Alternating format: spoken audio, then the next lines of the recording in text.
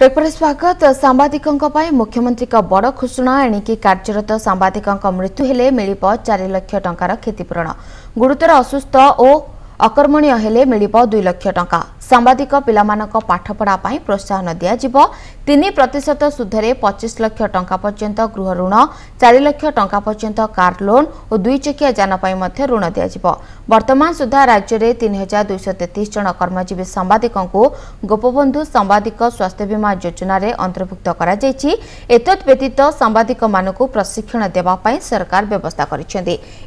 सुविधा खूब शीघ्र लागू करने को सरकार निर्देश देते एने सूचना देते सूचना लोक संपर्क मंत्री प्रताप जेना।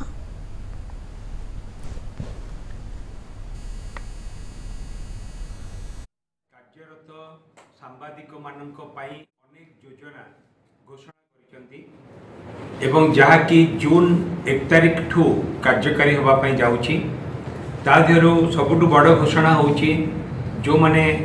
सांबादिक माने कार्यरत सांबादिक माने जो माने मृत्युवरण करेंगे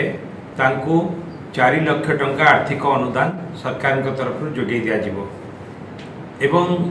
जो सांबादिक माने कार्यरत समय जदि कौन दुर्घटना वशत से माने अकामी होइजिबे ताहले तांकु राज्य सरकार 2 लाख टंका आर्थिक सहायता जोगे देबे